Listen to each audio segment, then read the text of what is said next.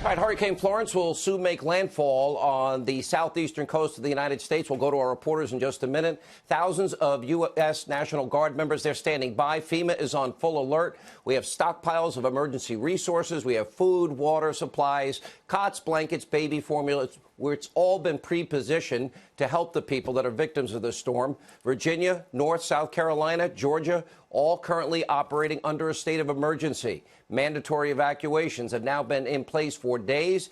Now, this is a serious looming national disaster. Sadly, we have people in this country on the left, well, they're trying to make the storm a political issue, if you can believe that. Some literally blaming President Trump for the extreme weather, like he had control over a hurricane.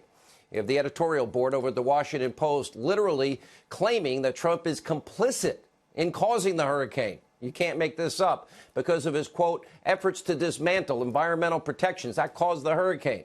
So if we get this straight, the left won't give President Trump credit for the booming economy or moving towards energy independence or the progress with North Korea and no missiles being fired over Japan or the victory over ISIS or tax cuts or so much more. But somehow they want you to believe he's responsible for Mother Nature.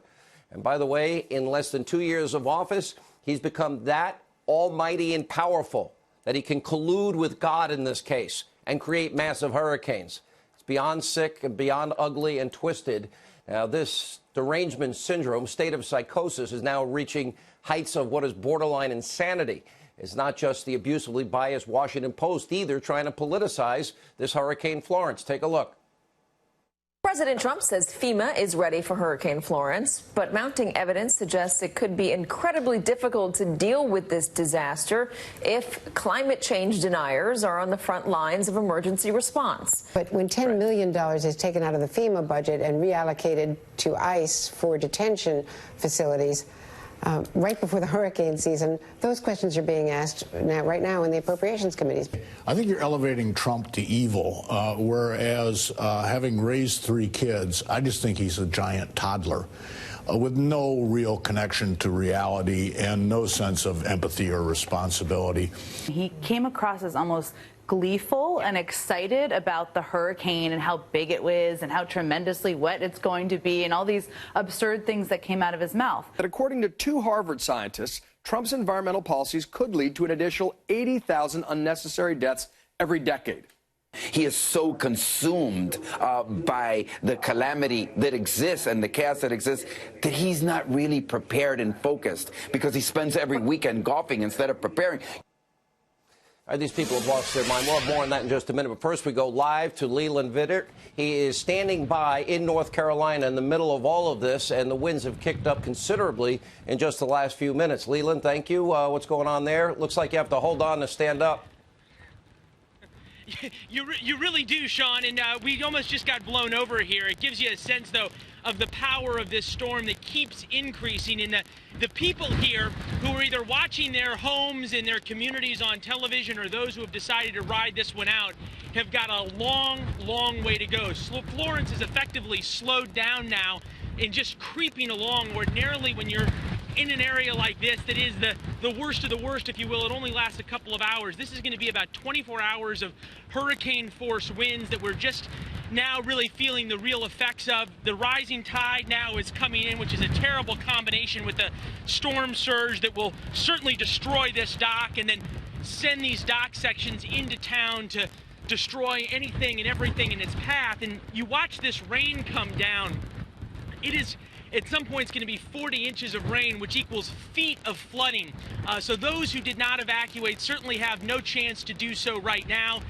Police and fire tell us that they just are not able to respond in these kinds of conditions, even for people in life-threatening situations at times. So folks are pretty much out and on their own until the storm passes, and then the water starts to rise all over North Carolina, but certainly along the beach front and the waterfront. Power has been out for hours now and could be out for weeks to come as this water continues to come in, high tide continues to come in, and these hurricane force winds will only get stronger, Sean.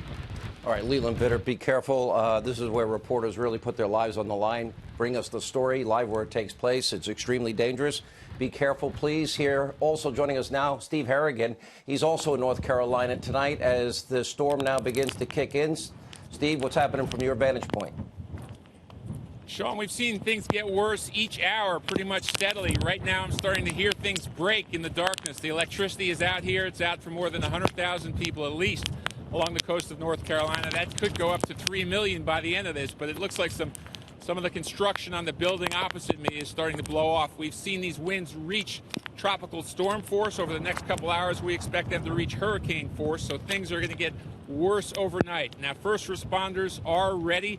The Army is here. The National Guard is here. Swift boat rescue teams from 19 states have come here to volunteer to try and help people. Most of the people have listened. They've gotten out. They've boarded up their houses. But for the few here, it could be a rough couple of days. They've closed down the bridge that goes from this island to the mainland. There's no power, and it's just getting worse and worse as these sheets of rain continue to come down. Sean, back to you. All right, Steve Harrigan. Also, you two be safe. We'll be checking in with Steve and Leland Vitter all throughout the show. Also coming up, weatherbell.com's Joe Bastardi. He's going to weigh in on some of the ridiculous claims that we just showed you. Plus, we'll have full hurricane coverage from the ground all throughout the show tonight.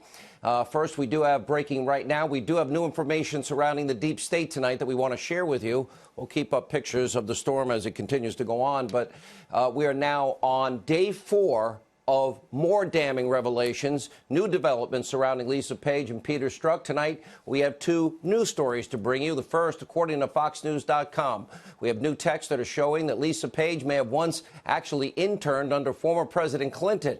On January 19, 2017, she texted her then boyfriend, Peter Strzok, quote, "Needless to say, it was very different when I interned there under Clinton." And, of course, after all the previously unearthed anti-Trump, pro-Clinton text messages, should we really be surprised? This is just the cherry on top of a long record of what we now know is political bias at the highest levels of the FBI, the DOJ. Also, we see Director of National Intelligence and the CIA, as we told you last night. Our second news story tonight surrounding Page and Strzok may reveal potential serious wrongdoings again within the top ranks of the FBI. Tonight, Judicial Watch just received dozens of previously unseen documents from the DOJ, including email exchanges between the general counsel. Remember, he left a while back. James Baker, deputy director. Andrew McCabe, a grand jury has now been convened looking into him. Strzok, Page, and others. Now, this newly found email chain referenced a sensitive data exchange program with European intel agencies. It was sent over an unsecured device email account. Page even references, writing in all caps, "and bleep, given everything going on, why is redacted using a Yahoo account for this?" Actually, apparently a Yahoo account from Redacted's iPad. Make him stop. Now, given all these developments all throughout the week, this is 4 nights in a row surrounding the rampant political leaking and bias and abuse of power, mishandling of sensitive information, we should all demand a lot more. Finally, from the highest-ranking government officials, those responsible for this deep state bureaucratic corruption need to be held accountable in a court of law. We also know this goes right into Robert Mueller's office vis-a-vis the relationship with Bruce Orr, Christopher Steele, Andrew Weissman. And, of course, Christopher Steele doesn't stand by his own dossier, but that didn't stop him from trying to feed information, funnel it through Orr to the special counsel's office, and he even wrote it down. Now, by the way, today the president tweeted more text messages between former FBI employees Strzok and Page are a disaster and an embarrassment to the FBI and DOJ. This should never have happened, but we're learning more and more by the hour. Others were leaking like mad in order to get the president. We believe that to be the CIA, which we revealed last night. So the question is, Jeff Sessions, are you paying attention? Rod Rosenstein, where are you in this case? By the way, Bob Mueller, are you concerned Steele was funneling information into your office, information he himself didn't even stand by when he was involved in an interrogatory in a court of law in Great Britain? He said, I don't know if any of this is true. Is this acceptable behavior from the highest-ranking members of our government? It is not. Greg Jarrett, Sarah Carter will be here. They'll weigh in on the latest. We also have an update on Supreme Court nominee Judge Brett Kavanaugh. His confirmation vote in the Senate has been delayed until next week. And now, after weeks and weeks of partisan attacks, frankly, since the announcement of Judge Kavanaugh, every dirty political tactic from every Democrat in the Senate, well, now at the last minute, the last second, the final hour, Dianne Feinstein is throwing a Hail Mary pass, a last-ditch effort to block Judge Kavanaugh's confirmation. And Feinstein released earlier today this cryptic statement, Quote, I have received information from an individual concerning the nomination of Brett Kavanaugh to the Supreme Court. That individual strongly requested confidentiality, declined to come forward or press the matter further, and I have honored that decision. I have, however, referred the matter to federal investigative authorities, and according to reports, that information supposedly surrounds some kind of alleged incident when Kavanaugh was in high school 40 years ago. And two sources are telling Fox that Senator Feinstein has known about these decades-old allegations since July. She's met with him. She's had chances to confront him about this publicly. And now, because nothing is stuck, well, now she's beginning to throw this in at the final hour. She questioned Kavanaugh in private sessions. She questioned him in a public hearing. She said and did nothing. And now, with his confirmation looking imminent, Feinstein is trying to pull out all the stops, all the dirty political tactics. I warned you from the beginning this is what they would do. Very predictable, same old playbook. Democrats always find a way to impugn the character and the standing of a Republican-appointed nominee to the U.S. Supreme Court. It is so common, it now has its own term. It's called borking, because of this is what the Democrats do to obstruct in the case of Ronald Reagan's nominee, Judge Robert Bork. He was never confirmed to the U.S. Supreme Court, in large part because of the lies, the fear-mongering from then Mr. Character himself, Senator, well, drive the car off the bridge, leave the girl in the car, Ted Chappaquiddick Kennedy. Remember this. Robert Bork's America is a land in which women would be forced into back alley abortions, blacks would sit at segregated lunch counters, rogue police could break down citizens' doors in midnight raids, and school children could not be taught about evolution. Writers and artists would be censured at the whim of government. Years later, borking was in full play during the confirmation hearings of now Supreme Court Justice Clarence Thomas. 1991 was the year. Senate Democrats, they rolled out a former colleague last minute, made sexual harassment allegations against him. This case of character assassination was so vicious, so nasty, Justice Thomas, well, infamously now called it a, quote, high-tech lynching. You may remember. This is a circus. It's a national disgrace.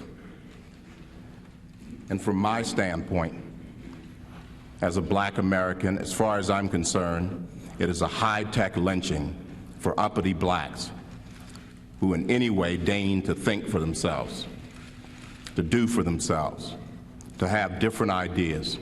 And it is a message that unless you kowtow to an old order, this is what will happen to you. You will be lynched, destroyed, caricatured by a committee of the U.S. Senate rather than hung from a tree. Now we're watching a last-ditch effort from Senator Dianne Feinstein. She wants to bork Judge Kavanaugh.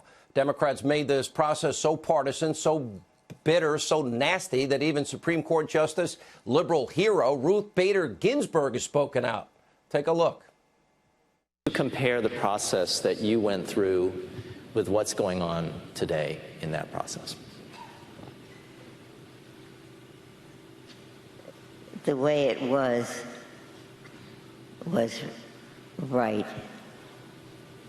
The way it is wrong. It's become a highly partisan show. I wish I could wave a magic wand and have it go back to the way it was. A highly partisan show. Her colleague, Justice Clarence Thomas, also criticizing the Democrats for their political shenanigans. Take a look. Honorable. If we could use that word about more people who are in public life, people who actually ask the questions at confirmation hearings instead of Spartacus, we use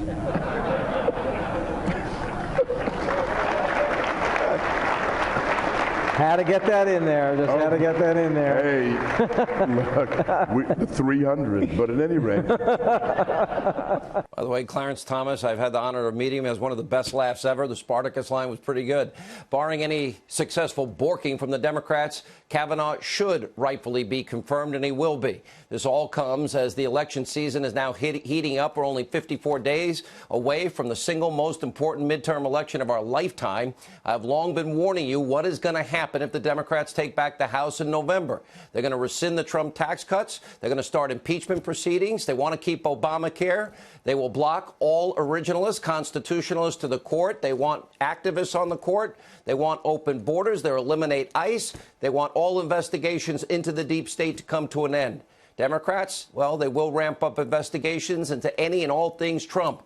Even Shiftless Schiff said yesterday that he'll go full bar on investigations into money laundering allegations against Trump. I've said it a million times. I'll say it again. The Democrats, they want to stop this administration from being successful. In other words, helping you, the American people. How do you serve the American people? By involving yourself in investigations. What are the Democrats offering that'll help the forgotten men and women in this country? They want to stop the success, the economic success and progress that we have. They want to stop it in its tracks. Look closely. If you're in one of these states, you will decide the future of the United States Senate. Take a very, very close look at that map. Every one of those states is important. And by the way, if you're in one of these House races, take a look. We'll scroll it on your screen. You will decide whether or not, Nancy Pelosi, Adam Schiff, Maxine Waters take control of your future in the House. Now, you get to decide. You have the power whether or not the president, they will impeach him. They will raise your taxes. They want open borders. They want to keep Obamacare. All of that is true, and they're even saying most of it, except the impeachment part. They tell Maxine to shush, don't say it. But if the election were held today, I don't think anyone could predict with any certainty Republicans maintain control of the House of Representatives. They better come up with a very strong set of principles. They all need to sign it, and they all need to campaign on it. It's pretty scary reality, and only you have the power in the end to stop it from happening. That is Nancy Pelosi and company.